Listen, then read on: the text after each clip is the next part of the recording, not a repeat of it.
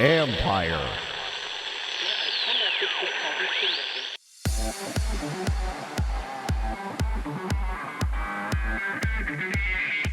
Ownership in soccer is a real possibility in Southern California. This is a really interesting one. It's quite a personal one for me. The team I support in England, AFC Wimbledon, we play in the 4th tier in England.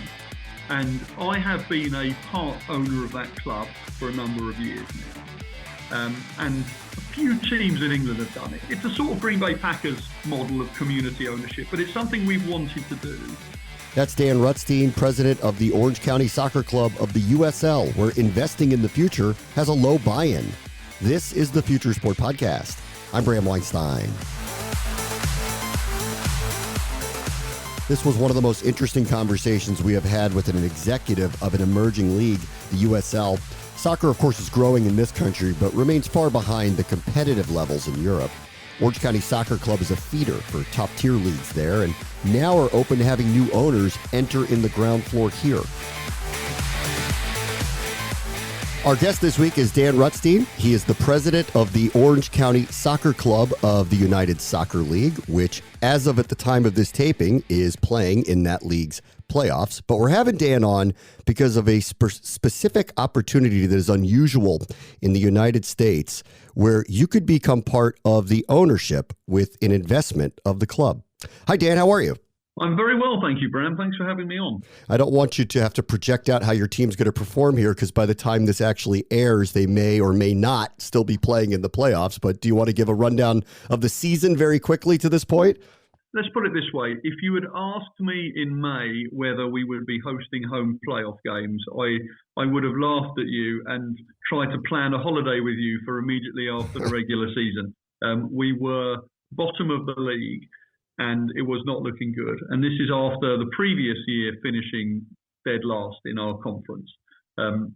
We had a change of manager, and things changed significantly. And we went on one stage a 9-game winning streak, and we ended up finishing second, which meant one home playoff game, which we won, and then another guaranteed home playoff game, which we will have played by the time this is aired, against Phoenix Rising, which is a big rivalry game because last time we played Phoenix Rising in the playoffs, Mr. Didier Drogba, who most people will have heard of, actually scored the winning goal, and then there was a pitch invasion. So this is very much a revenge game. He is long retired now, but we are excited. Well, we were excited to be playing Phoenix again. So the season went from sort of disaster to spectacular.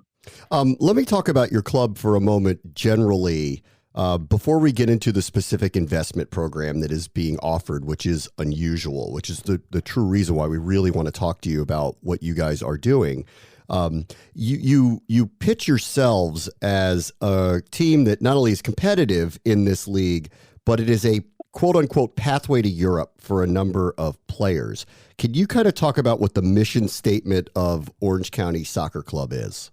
Yeah, we've deliberately set ourselves up as, in some ways if we were a small European team, you would just call us a selling club. But basically our model is, can we develop the next generation of American superstars while still being very competitive on the field? And I think for us, the year that it all worked was 2021, where we won the USL National Championship with a team that included people like Michael Orozco, who'd played 28 times for the US national team. But alongside him at centre-back was a young man called Kobe Henry, who was the US under-19 captain, who we've since sold to play in the top league in France.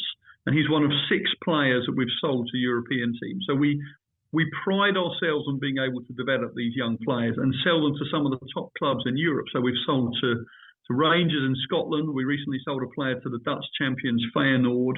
And we've got some other young players who are joining us specifically to play in a team knowing that they will be recruited into Europe. So it's a slightly different model. We're not trying to help kids college, quite the opposite. We're almost trying to help them bypass college and go into the top leagues in Europe. Do you believe there will be a period of time in the future, and I don't know when that is, that the MLS will be a landing spot for the type of players you're developing? It's an interesting question. I think it's about the different models. So I don't think there's any shame in this, but the MLS is very good at being all about the MLS. So if their aim is to increase the franchise value of the clubs and the value of the league overall, they're doing a spectacular job. Yes, they are. Now, there has been, definitely in the past, there was a clear view that the MLS wasn't really interested in the success of the US national team. And actually, if you look at why the US is a serious team who can expect to probably get deep into the knockout rounds in the next World Cup, it's because there's so many players now plying their trade in the top European leagues. You've got people playing at Juventus. They've had them at Barcelona and Chelsea. Obviously, Pulisic's doing incredible things in Italy. They are the highest standard of play, the European League. So you want your players competing over there. So, we talk to our young players a lot. And, when we recently sold Correde Osundinho, a US under-20 player, to Feyenoord, he said, his dream was to play in Europe. And for us, I think we want to help these players achieve their dreams. But then in 3 years' time, when the World Cup is back here, it's not impossible. There could be 2 or 3 Orange County players playing in that national side, because for us, that's what we want to see. It's not about, protecting our league and protecting our franchise value. We want to sell our best players, ideally after they've won us a star, but still, we're keen to move them on. That's our business. Is this an unusual model for the USL, or is everyone kind of thinking the same way that Orange County is? I would say it was an unusual model for the USL, but now everyone is thinking the same way. So I think when we started this, I think the view was teams in the USL should, sell tickets, sell hot dogs, but not really sell players. Yeah. But actually, when we started selling these players, other teams took notice. Other teams have now sold players. And I think as a league, they're increasingly looking at the USL as a development league. Now, it might be some of the players get sold to the MLS, but actually the real value is selling them into Europe, partly because that's the higher standard of league, but also the transfer model is much more mature over there. So you sell a player and you get a transfer fee, but you also get a percentage of their future transfer value. So they do one move for, a few $100,000, but when they make their second move for, the high millions or the low tens of millions, and you're getting a percentage of that, that starts being really noticeable for a club. And, that's a lot of hot dogs you have to sell to cover a transfer like that. Okay, so organizationally then, what are the priorities? Obviously, you want to attract talent and players to play for your club under this model, but what else is important in terms of preparing them? Why would they come to Orange County? Is it the coaching, the training, the technology? How do you view the infrastructure around the club to get what you're looking for in the end? That's a great question. At the start, it was about a different vision. So nobody else was looking to do this, but we were. And if you look at who runs our technical side, the general manager and the president of soccer operations is a Swiss gentleman, Oliver Wies, who has played at a good standard, coached at a good standard, worked as an agent for a while. He knows his way around agents and the European transfer market. And our sporting director, Pete Nugent, was the chief scout at Blackburn Rovers. So these are people who are very well connected in Europe. And I think by starting this process and selling one or two, you get two things. One is the European clubs know we're selling and want to see our players. And the second part is players are being recruited from MLS academies to come here to know that they are going to be the next player to go to Europe. So you've got the push and pull at either end. And then in the middle, we've got a really good development system where we have coaches specifically to help the young players develop, the way it's set up and how we introduce them into the first team, where the way they train. We're not just training them for next Saturday's game, we're training them for an entire future career, which is both their technical ability, but even the mentality off the field, what you need in a dressing room to survive at a European league, all of that stuff, it's all part of what we're teaching them.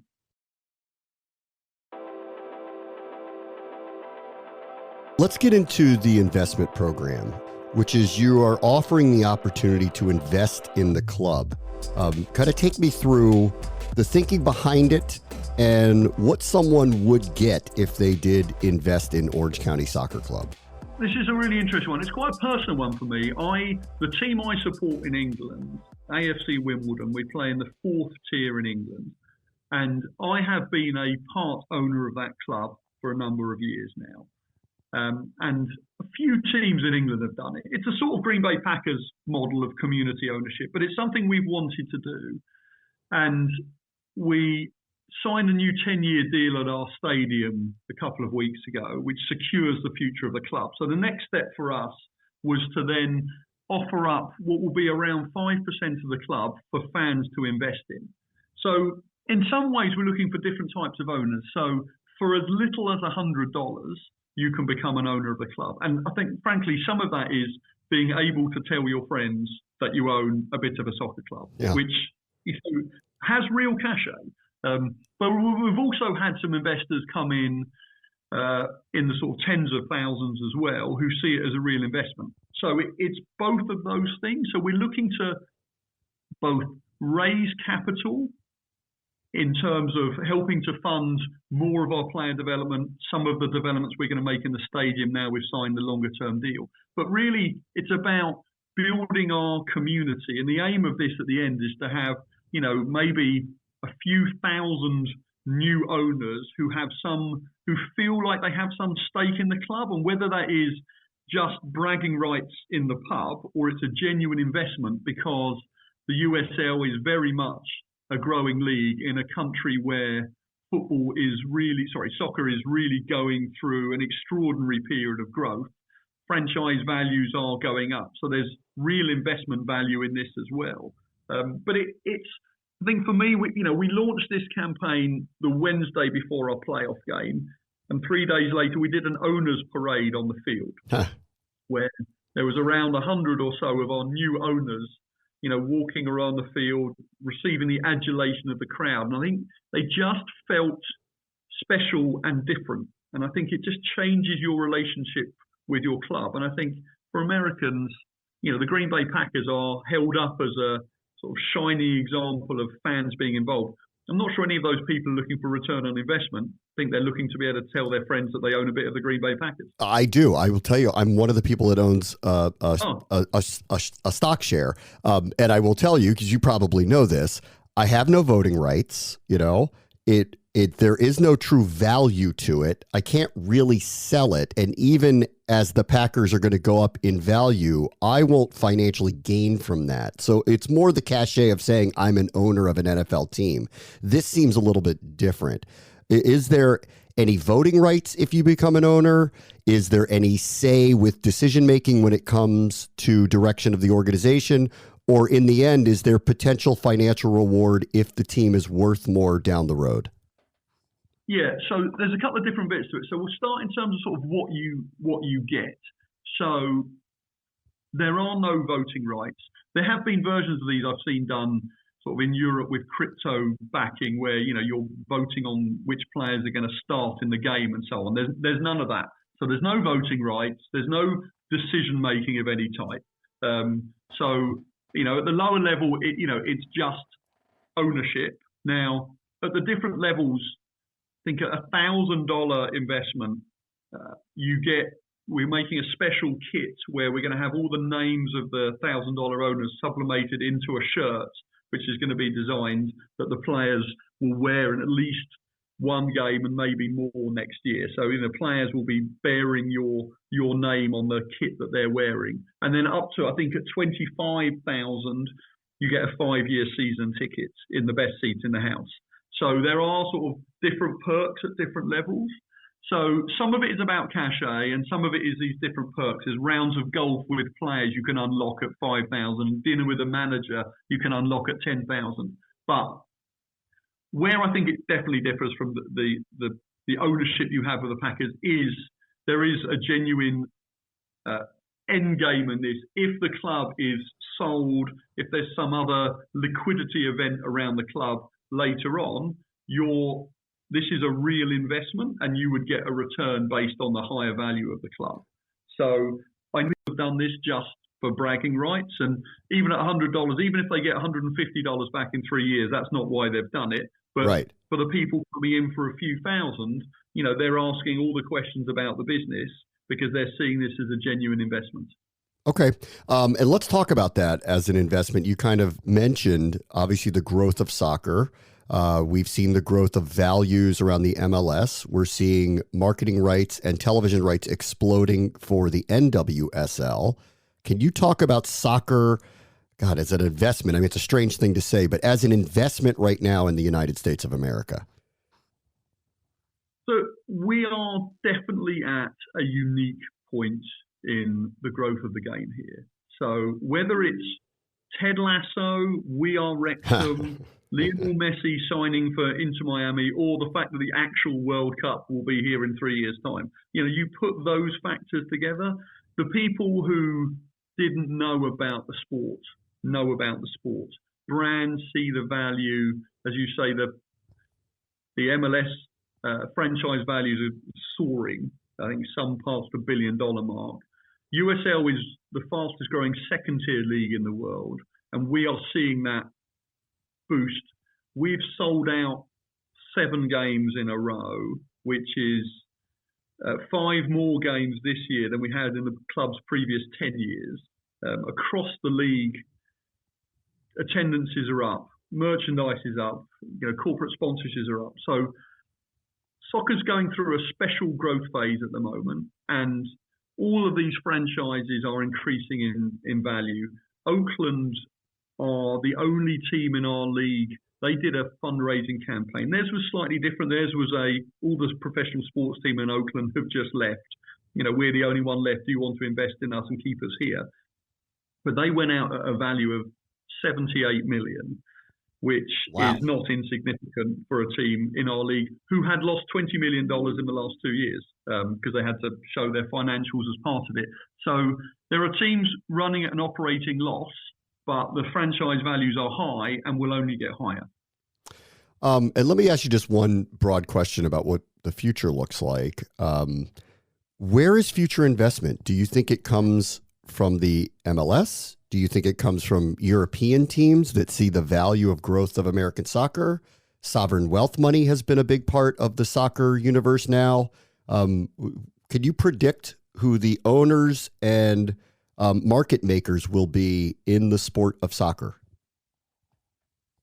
So I think, particularly in the USL, I think it's going to be a combination of probably European teams. I think it's inevitable at some stage one of the teams will end up becoming part of a group in the City group that's Manchester City with about 8 teams now, maybe the group that Sheffield United are part of. I feel like one of those sort of umbrella groups may well come in for a USL team at some stage. There's also a significant amount of investment from, and you're seeing this in a lot of different sports, other athletes. So you're having, normally retired or near retired athletes, either from soccer who've made their money or from other sports, buying bits of teams. And, you're seeing it, people are buying pickleball teams and people are investing in hockey teams. And, people have been buying soccer teams in Europe. So obviously Tom Brady's got his piece of Birmingham and JJ Watt's got his piece of Burnley. I think you're going to start seeing more of that around the USL as well. Not sure about the sovereign wealth funds. I mean, there's definitely been conversations. I think they'll want to see how the game grows. They'll want to understand how some of the geopolitics plays out and how some of this golf stuff plays out, because obviously there's a little bit more complication than just the money with some of those. But these teams are seen as growing. They're seen as real investments. And I think from those different pots of money, I think you're going to start seeing more of that, in the USL as the sport grows. I wonder, had you known Ryan Reynolds was so interested in soccer, he's right up the street in Los Angeles, you might have had a shot to get him to invest here with Orange County as opposed to go all the way over the pond. Yes, we look at all that We Are Wrexham stuff. I mean, Yeah. we know some of the folks over there, and we've been trying to persuade them that when they come back and do a summer tour here, rather than playing against Manchester United and losing by 6 goals, they should actually be playing us because we're much more similar in standard to them. Yeah. And we might, ask Ryan once we finish the game whether he wants to buy $100 of our club so he can join the ownership group or more. Yeah. Dan Rutstein is the president of Orange County Soccer Club. It's a first for an American soccer club. It's an investment opportunity for people who want to get an ownership stake in the group. Dan, thank you so much for joining us. Thank you, Brandon.